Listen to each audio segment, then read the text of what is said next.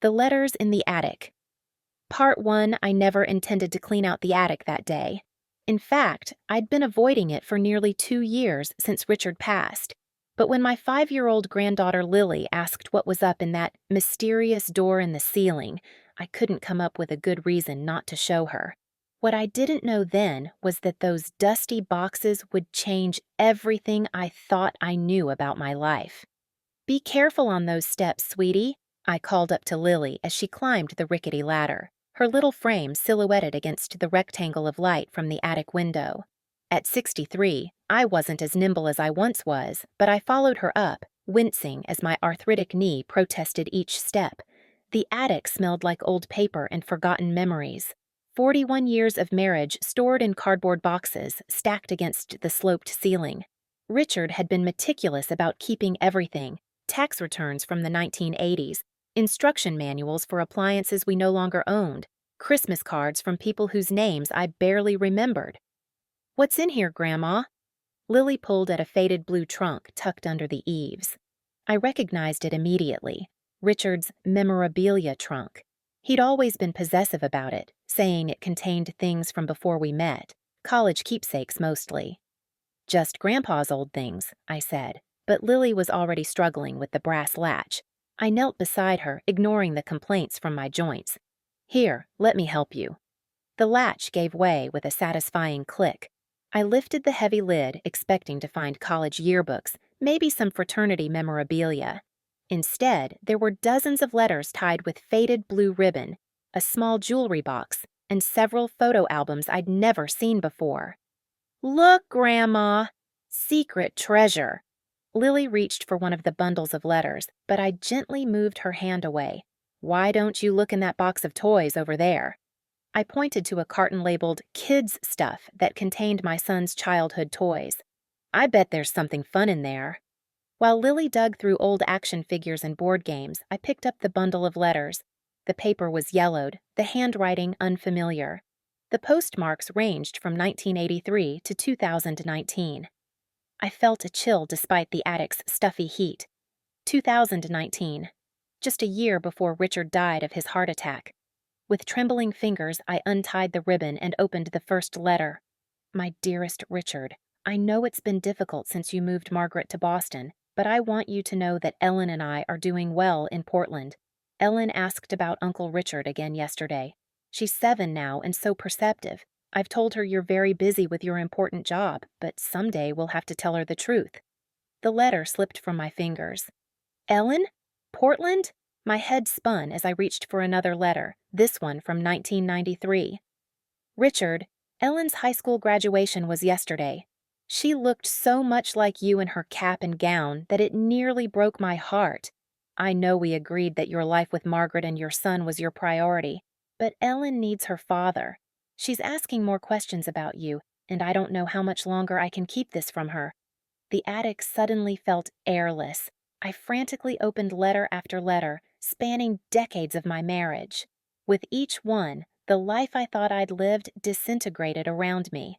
Richard, my Richard, had another family, a woman named Vanessa and a daughter named Ellen in Portland, Oregon, while I raised our son Robert in Boston, believing we had a solid marriage built on trust and honesty.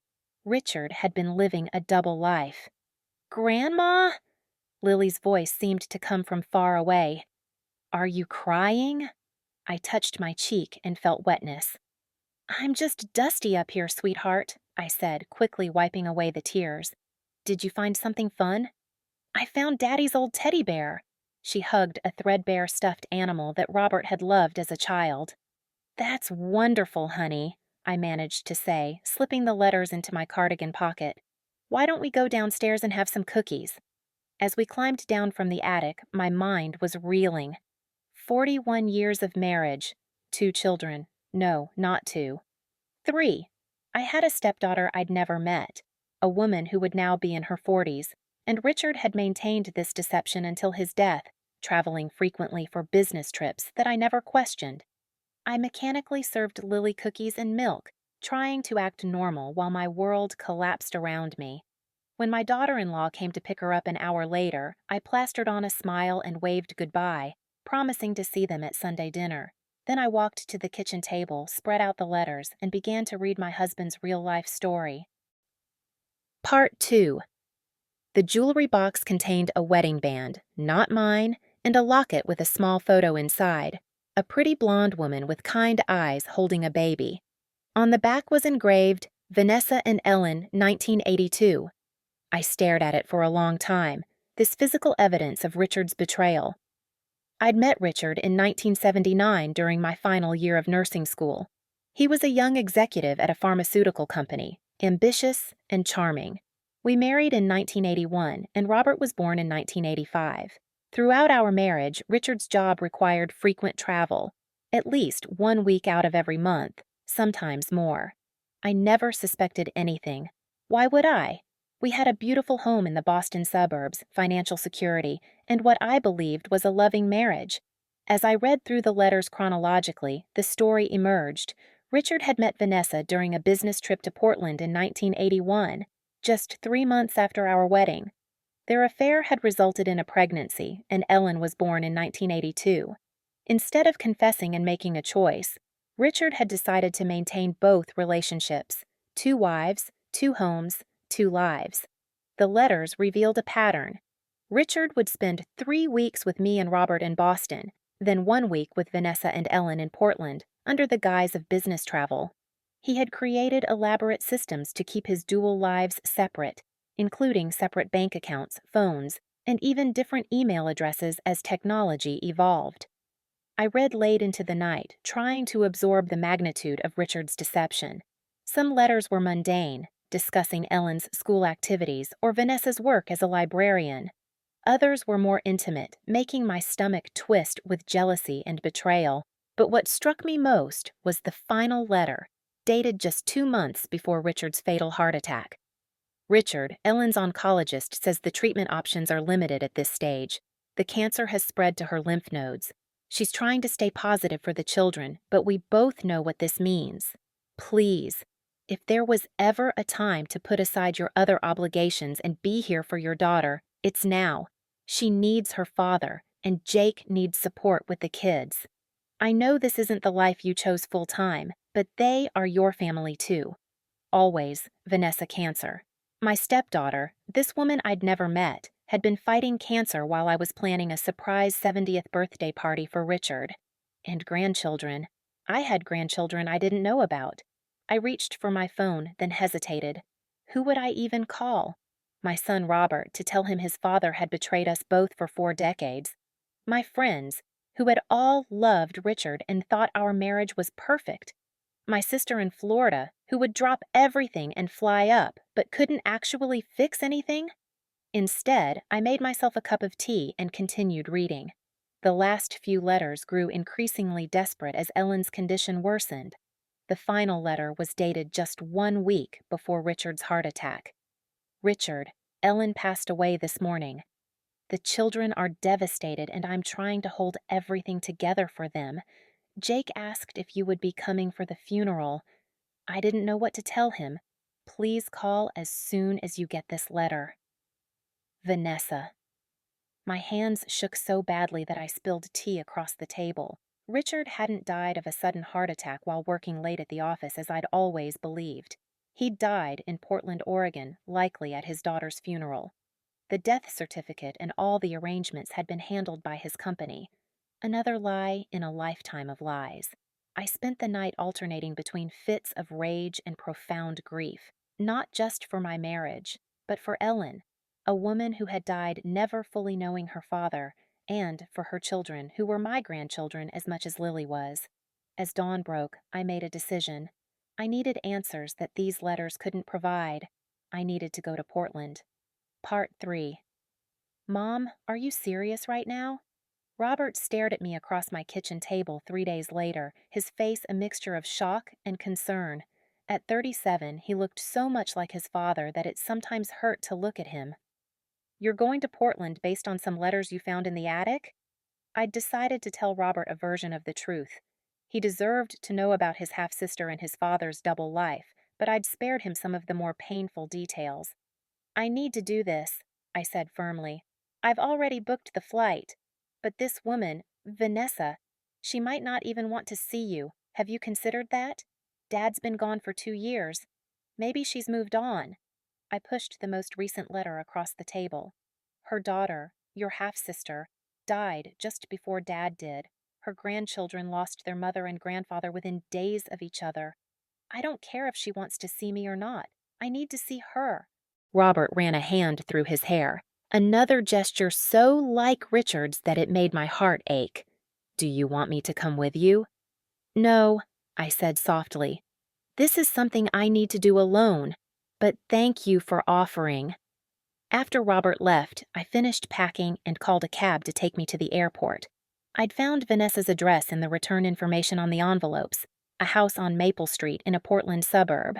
I had no idea what I would say when I got there, but I knew I couldn't live with myself if I didn't try to connect with this woman who had unknowingly shared my husband for 40 years. The flight to Portland was turbulent, matching my emotional state. I hadn't flown since Richard and I had gone to Hawaii for our 40th anniversary, just months before his death. I'd been such a fool thinking we were celebrating a lifetime of fidelity and honesty. I'd booked a modest hotel near Vanessa's neighborhood and took a taxi there directly from the airport. After checking in, I stood at the window, looking out at the rain-soaked streets of a city I'd never visited, wondering if Richard had looked out at this same view countless times over the decades. The next morning, I dressed carefully, a simple navy dress that Richard had always said brought out the blue in my eyes. I wasn't sure why I cared how I looked for this meeting, but I did. Perhaps after 40 years of being unwittingly cast as the other woman in my own marriage, I wanted to show this stranger that I had dignity. The house on Maple Street was a charming craftsman with a well-tended garden. Pink roses climbed a trellis beside the front door, and a child's bicycle lay on its side in the front yard. My grandchild's bicycle. I stood on the sidewalk for several minutes, gathering my courage, before walking up to the door and ringing the bell. The woman who answered was in her mid-60s, with silver-streaked blonde hair pulled back in a casual ponytail. She wore jeans and a soft green sweater, and her eyes, kind, just like in the photo, widened with confusion as she took me in. "Can I help you?" she asked. My carefully rehearsed speech evaporated. Instead, I blurted out, "I'm Margaret, Richard's wife." The color drained from her face, and for a moment I thought she might faint. Then she gripped the doorframe to steady herself. "Margaret," she repeated softly, my name sounding strange in her voice. "I never thought we'd meet." "Neither did I replied honestly, "until I found your letters last week." She stared at me for a long moment, then stepped back. "You'd better come in." I followed her into a living room that could have been from a parallel universe of my own. Comfortable furniture, family photos on the walls, a bookshelf overflowing with novels. On the mantel was a large photo of a beautiful young woman with Richard's eyes and smile, surrounded by smaller photos of 2 children. "Ellen," I said, my voice breaking. Vanessa nodded, gesturing for me to sit. "Would you like some tea?" "Please." While she busied herself in the kitchen, I studied the photos. Ellen at various ages, graduation, wedding, with her children. And there, in several of them, was Richard, my husband, looking exactly as he had in our family photos from the same time periods. The same smile, the same clothes even. Had he worn the same sweater in Portland that I'd bought him in Boston? Vanessa returned with 2 mugs of tea and sat across from me. "I don't know where to begin," she said. "Neither do I admitted. "I've been married to Richard, or thought I was, for 41 years. We have a son, Robert. He's 37 now, and a granddaughter, Lily." Vanessa nodded slowly. "Richard told me about them. About you. Not everything, I'm sure, but enough." "He told you about me?" This surprised me. "But he never told me about you." "I think it was easier for him that way," she said quietly. "I knew I was the second family, the one he saw less often. He told me he stayed with you for Robert's sake, that your marriage was essentially over, but you remained together for appearance's sake." I laughed bitterly. "Our marriage was far from over. At least, I didn't think it was." "I'm starting to understand that," Vanessa said, her voice tinged with sadness. "For what it's worth, I didn't know he was married when we met. By the time I found out, I was already pregnant with Ellen. He promised he would leave you after the baby was born, but then there was always another reason to wait. The familiar story. Another woman deceived by the man I thought I knew. And you stayed with him all those years? Knowing he had another family? Vanessa looked out the window for a long moment before answering. I loved him, and he was a good father to Ellen when he was here. Not perfect, not always present, but she adored him. She paused, and I think part of me believed that someday he would choose us fully. I sipped my tea, letting her words sink in. We sat in silence for several minutes, two women connected by decades of shared deception. Ellen died of ovarian cancer, Vanessa finally said. She was diagnosed at stage 4. It had already spread extensively.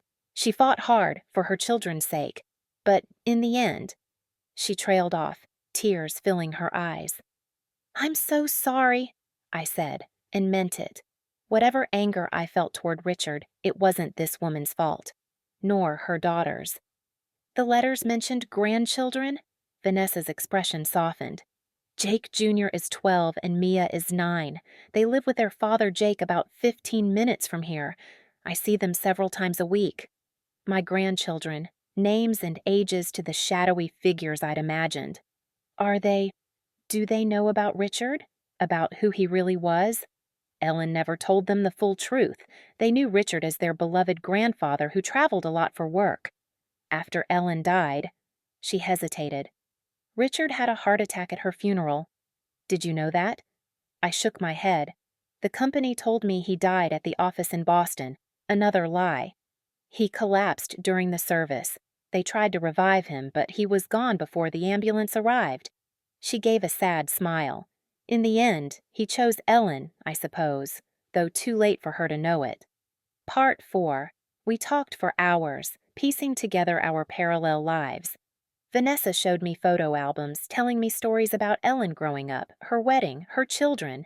I shared stories about Robert, his wife Claire, and little Lily, two families that should have known each other, separated by Richard's deception.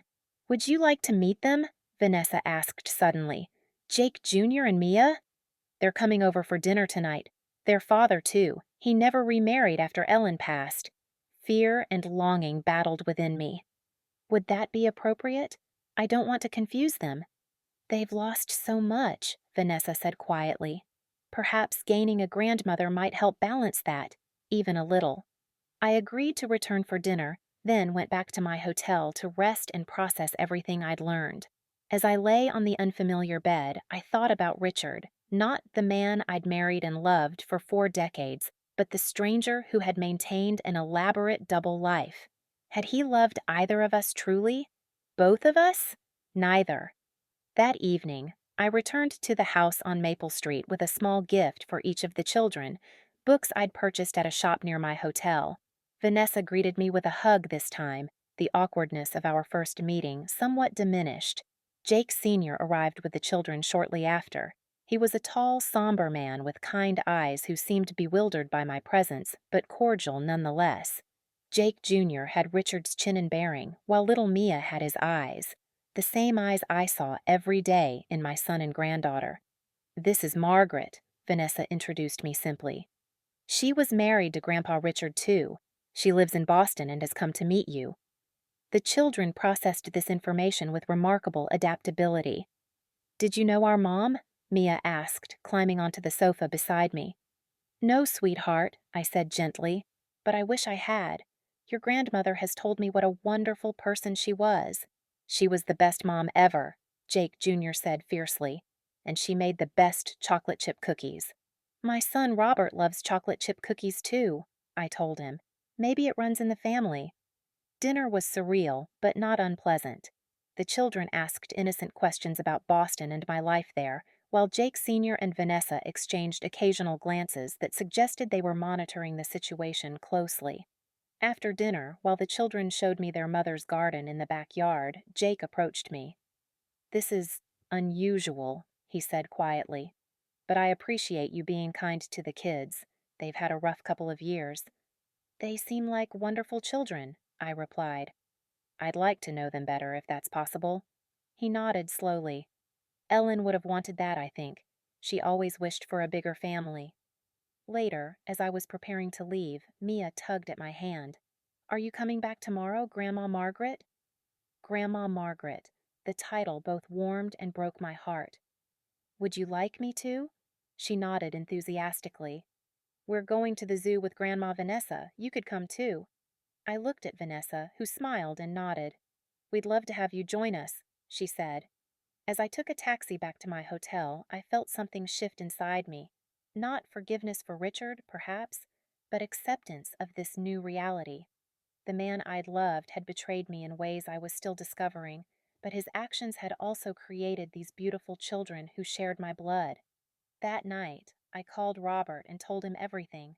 There were tears and anger, but also, by the end of our conversation, curiosity about his half-sister and her children. Should I come out there? He asked. Meet them? Give it time, I advised. I think we all need to adjust to this new reality first. I extended my stay in Portland by another week, spending time with Vanessa and the grandchildren. We went to the zoo, visited a children's museum, and had picnics in the park near Vanessa's house. On my last evening, we looked through photo albums together, both Vanessa's and ones I'd asked Robert to scan and email to me, creating a more complete picture of the man who had connected us through deception. What will you do now? Vanessa asked as we sat on her porch, watching the sunset after the children had gone home with their father.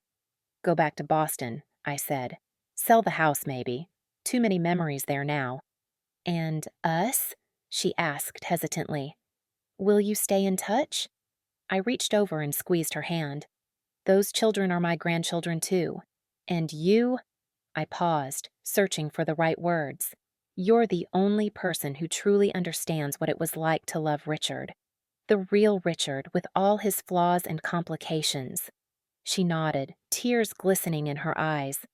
We wasted so many years being kept apart. Then let's not waste any more, I said firmly. Part 5. 6 months later, I stood in the doorway of my empty Boston home, taking one last look around. The moving company had taken the last of my furniture that morning, bound for my new apartment in Portland.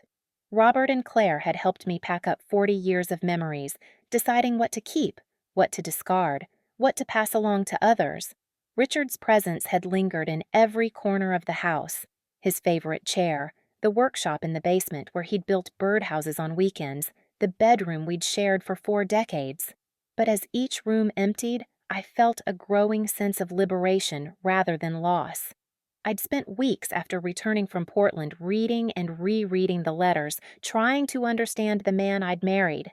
There were clues I'd missed over the years, unexplained phone calls, inconsistencies in his travel stories, a certain distance that would come over him at times.